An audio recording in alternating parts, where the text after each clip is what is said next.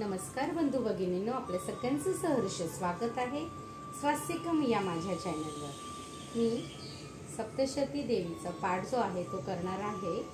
तर त्याच्या आधी आपल्याला अध्याय करायच्या आधी काही स्तोत्र म्हणायचे आहेत, तर ते स्तोत्र मी पूर्ण करत आहे। आधी आतापर्यंत माझे देवी कवच आणि रात्री सुक्तम, तंत्रोक्त रात्री सुक्तम असे बरेच ते जसे क्रमाने सांगितलेले आहे ते सगळे श्लोक झालेले आहेत। तर आता जो श्लोक आहे तो आहे श्रीदेवी अथर्व शीर्ष, आणि हे जे आहे ते मी मराठीतच म्हणणार आहे, कारण बरेच लोक आहेत जे संस्कृतमध्ये म्हणतात, पण माझ्या चॅनलचा एकच उद्देश आहे की संस्कृतमध्ये वाचल्यावर बऱ्याच वेळा आपल्याला कळत नाही, तर आधी आपण मराठीमध्ये समजून घेऊन मग जर याचं अध्ययन केलं तर नक्कीच ते आपल्यासाठी फलदायी होऊ शकते। तर चला मग आज श्रीदेवी अथर्व शीर्ष या सुरुवात करूया।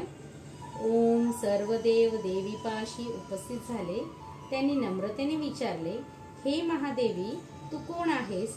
ती म्हणाली, मी ब्रह्मस्वरूप आहे। माझ्यापासून हे प्रकृती पुरुषात्मक जगत उत्पन्न झाले आहे। जे शून्य आहे व जे अशून्य आहे तेही मीच उत्पन्न करते। मी आनंद रूप व अनानंद रूप आहे। मी विज्ञान रूप आणि अविज्ञान रूप आहे। जाणण्यास योग्य असे हे जे ब्रह्म आणि अब्रह्म ही मीच आहे। अपंचीकृत महाभूते तेज, वायू, पृथ्वी आणि जल ही पंचमहाभूते एकत्र अव्यक्त असतात, ती आणि पंचीकृत महाभूते मीच आहे। अर्थात हे सर्व जगत मीच आहे। मीच वेद व अवेद म्हणजेच चतुर्वेद व वेदोत्तर, अन्य, ज्ञान व अज्ञान आहे। मीच विद्या व अविद्या आहे। अधसृष्टी म्हणजे खनिज, वृक्ष आदी। उधर्व सृष्टी म्हणजे देव, मनुष्य आणि तिर्यक सृष्टी म्हणजे पशु पक्षी मीच आहे। रुद्रांच्या आणि वसूंच्या रूपात मीच संचार म्हणजे कार्य करते। आदित्यांच्या आणि विश्ववेद देवांच्या रूपात मीच वावरते। मित्र म्हणजे उगवता सूर्य आणि वरुण मावळता सूर्य यांचा मीच धारण करते। इंद्र आणि अग्नी मीच आहे। दोघे अश्विनी कुमार नर्स आणि दासत्य हे मीच आहे।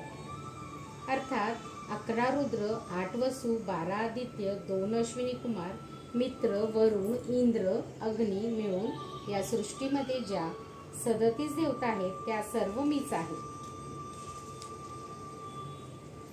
सोम, त्वष्टा, पूषा आणि भग यांचा मीच धारण करते। त्रैलोक्य व्यापण्यासाठी आपली पावले विस्तीर्ण करणारा महापराक्रमी विष्णू, ब्रह्मदेव आणि प्रजापती यांनाही मीच धारण करते। देवांना उत्तम हविभार्ग देणाऱ्या आणि सोमरस काढणाऱ्या यजमानांसाठी हविद्रव्य मीच आहे। मीच धनाची धारणा करते। मीच संपूर्ण जगाची स्वामिनी ईश्वरी। मीच उपासकांना धन देणारी। मीच ब्रह्मरूपिणी आणि यजन करण्यायोग्य देवांमध्ये मीच मुख्य आहे। मीच मूळ आत्मस्वरूपावर आकाशादी तत्वे निर्माण करते आणि आत्मस्वरूप धारण करणारी बुद्धिवृत्तीही मीच आहे। जो मनुष्य हे जाणतो तो दैवी संपत्ती प्राप्त करतो। तेव्हा देव म्हणाले, देवीला नमस्कार, महादेवीला नमस्कार, सर्व शुभ करणाऱ्या कल्याणकर्तीला नमस्कार, मंगलमयी प्रकृतीला नमस्कार असो। तिच्या पुढे नियत असे आम्ही नम्र आहोत। अग्निप्रमाणे तत्ववर्ण असलेल्या, तपश्चर्येमुळे तेजस्वी दिसणाऱ्या, दीप्तीमध्ये आणि कर्मफलांच्या प्राप्तीसाठी जिची सेवा केली जाते त्या दुर्गा देवीला आम्ही शरण आहोत। हे असुरांचा नाश करणाऱ्या देवी तुला नमस्कार असो। विश्वरूप असणाऱ्या देवांनी जी तेजस्वी वाणी उत्पन्न केली ती अनेक प्रकारचे प्राणी बोलतात। ती कामधेनूप्रमाणे आनंददायक आहे। अन्न व बळ देणारी वाणीरूप भगवती देवी उत्तम स्तुतीने संतुष्ट होऊन आमच्या समीप येऊन राहो।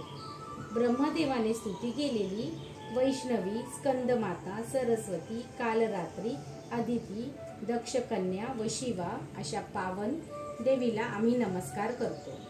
आम्ही महालक्ष्मीला जाणतो। त्या सर्व शक्ती स्वरूपिणी देवीचे ध्यान करतो. ती देवी ह्या दक्ष अदिती ही तुझी कन्या आहे. तिच्यापासून अत्यंत शुभ, कल्याणकारक आणि मृत्यूरहित दैव जन्मास आले.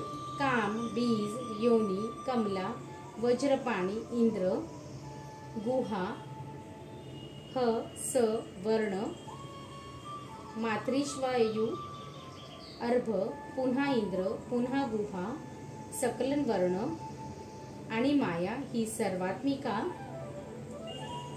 जगन्मातेची मूळ विद्या आहे.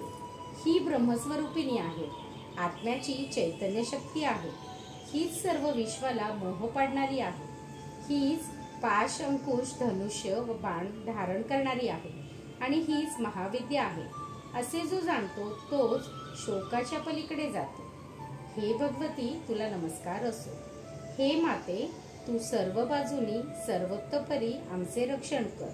मंत्रद्रष्टा ऋषी म्हणतात, ही देवीच अष्टवसू आहे. हीच 11 रुद्र आहे.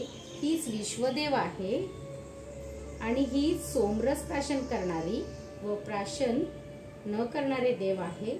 ही देवीच यातू धाम नामक राक्षस, असुर, पिशाच, यक्ष व सिद्ध आहे. हीच सत्व, रज, तम. हीच ब्रह्मा, विष्णू, रुद्र रूपिणी आणि हीच प्रजापती, इंद्र, मनु आहे. ही देवीच ग्रह, नक्षत्रे व तारे आहे. हीच कलाकाष्टादी कालरूपिणी आहे. मी हिला नित्यवंदन करतो. ही देवी पाप नाश करणारी, भोग व मोक्ष देणारी, अंतररहित, विजयांची अधिष्ठात्री, निर्दोष, शरण जाण्यास योग्य, कल्याणकारी आहे. मंगलरूपिणी आहे. मी हिला नित्यवंदन करते. वियत आकाश, ह, तसेच ई कारणे युक्त, वितिहोत्र अग्नी, र, बीज सहित अंध्रचंद्राने अलंकृत असे जे देवीचे बीज रीम आहे ते सर्व अर्थ, चारी पुरुषार्थ साध्य करणारे आहे. शुद्ध चित्ताचे, परमानंदमय आणि ज्ञानाचे सागर असे यती या एकाक्षर ब्रह्माचे रीम चे ध्यान करतात. या मंत्राचा देवी प्रणव म्हणतात. ओंकार प्रमाणे हा प्रणव ही अर्थात व्यापक आहे. याचा संक्षिप्त अर्थ इच्छा, ज्ञान, क्रिया, अद्वैत, सच्चिदानंद, शिवशक्ती स्फुरण असा आहे. वाणी एम, माया रीम, ब्रह्मासु काम क्लीम. त्यापुढे येणारे 6वे व्यंजन अर्थात च. हेच वक्त्र तोंड अर्थात आ काराने युक्त, चा सूर्य, म अवांशोत्र उजवा कान आणि बिंदू अर्थात अनुस्वारयुक्त मूळ. टकारापासून 3रे व्यंजन ड. त्याला नारायण म्हणजे आ लावून डा होतो. वायू य हा अधर अर्थात एम ने युक्त यम आणि विच्चे जोडावे म्हणजे एम रीम क्लीम चामुंडाय विच्चे हा नवार्ण मंत्र होतो. हा मंत्र उपासकांना महान आनंद देणारा आहे. या नवार्ण मंत्राचा अर्थ हे चित्तस्वरूपिणी महासरस्वती, हे सद्रूपिणी महालक्ष्मी, हे आनंद स्वरूपिणी महाकाली, ब्रह्मविद्या प्राप्तीसाठी आम्ही तुझे ध्यान करतो. हे महाकाली, महालक्ष्मी, महासरस्वती स्वरूपिणी चंडिके, तुला नमस्कार असो. तू आमच्या अविद्यारूपी दोरीचे दृढ गाठ सोडवून आम्हाला मुक्त कर. हृदयरूपी कमळात मध्यभागी राहणारी, प्रातकाळच्या सूर्याप्रमाणे तेजस्वी प्रभा असलेली, पाश आणि अंकुश धारण करणारी, सौम्य स्वरूपाची, आपल्या हाताने अभय आणि वरद मुद्रा दर्शविणारी, 3 नेत्र असलेली, लाल वस्त्र परिधान केलेली आणि कामधेनूप्रमाणे भक्तांचे मनोरथ पूर्ण करणारी अशा देवीची मी भक्ती करतो. हे महादेवी, तू महाभयांचा नाश करणारी, महासंकटाचे निवारण करणारी आणि महान कारुण्याची साक्षात मूर्ती आहेस. मी तुला नमस्कार करतो. जिचे स्वरूप ब्रह्मादिकाधी जाणत नाही म्हणून जिला अज्ञेया म्हणतात, जिचा अंत लागत नाही म्हणून जिला अनंता म्हणतात, जिचे दर्शन शक्य नाही म्हणून जिला अलक्ष्या म्हणतात. जिचा जन्म केव्हा कसा झाला ते कळत नाही म्हणून जिला अजा म्हणतात. जी एकटीच सर्वत्र स्थित आहे म्हणून जिला एका म्हणतात. आणि जी एक असूनही विश्वामध्ये अनंत रूपाने सजली आहे म्हणून जिला नैका म्हणतात. त्या महादेवीला या वैशिष्ट्यामुळेच अज्ञया, अनंता, अलक्ष्या, अजा, एका आणि नैका अशी नामे प्राप्त झाली आहेत. जी सर्व मंत्रामध्ये मातृका मूळाक्षर रूपाने जसे ग, म, भ, न इत्यादी राहते. शब्दामध्ये ज्ञान रूपाने म्हणजेच अर्थरूपाने राहते. जी ज्ञानामध्ये चिन्मयातीत चेतनेच्या पलीकडे अशी शून्यामध्ये शून्य साक्षिणी, शून्यलाही पाहणारी शून्याची द्रष्टा आहे आणि जिच्या पलीकडे अन्य काहीही नाही अशी ती देवी दुर्गा नावाने प्रसिद्ध आहे. म्हणून अनाकलनीय दुराचारांचा नाश करणाऱ्या संसार रूपी सागरातून तारून नेणाऱ्या दुर्गा देवीला संसाराने भयभीत झालेला असा मी नमस्कार करतो. जो मनुष्य या देवी अथर्वशीर्षाचे अध्ययन पठण करतो त्याला विष्णू, सूर्य, शिव, देवी आणि गणेश या पाचही देवतांचे अथर्वशीर्षाचा पाठ केल्याचे पुण्यफल लाभते.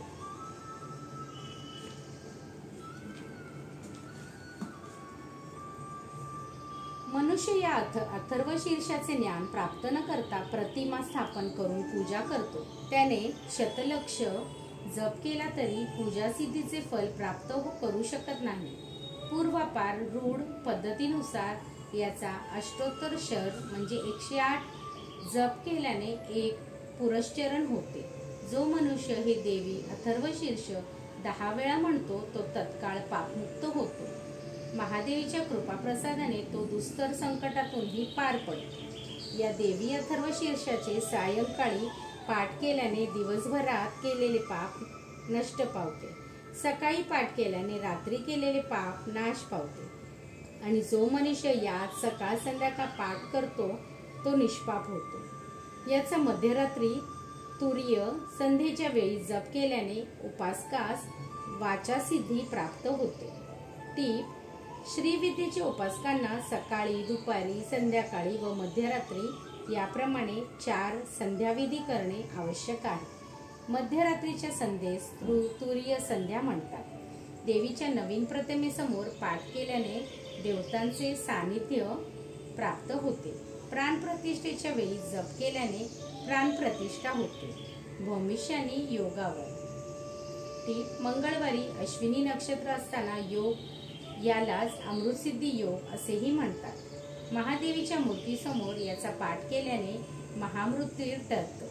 हे सर्व जो जाणतो तोही महामृत्यूपासून वाचतो असे हे देवीचे उपनिषद आहे. श्रीदेवी अथर्वशीर्ष संपूर्णम. आज पहिल्या दिवसामध्ये जे पठण करायचं होतं ते सगळं पठण झालेलं आहे. उद्यापासून दुसऱ्या दिवशी पहिला भाग सुरू होणार आहे. आज पहिल्या दिवशी त्यांनी जसं सांगितलं होतं त्याप्रमाणे आधी मंत्रपठण होते. काही मंत्र 7 वेळा होते. शापद्वार मंत्र 7 वेळा, उत्कुलन मंत्र 21 वेळा, मृत्युसंजीवनी मंत्र 7 वेळा. त्याच्यानंतर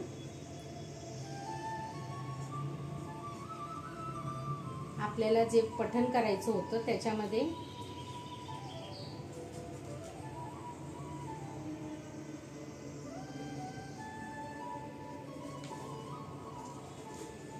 आपण याच्यामध्ये पाठ केलं सप्तश्लोकी दुर्गा स्तोत्र, श्री दुर्गा अष्टोत्तर नाम स्तोत्र, त्याच्यानंतर देवी कवच, देवी कवचच्या नंतर अर्गला स्तोत्र, त्यानंतर रात्री सूक्त,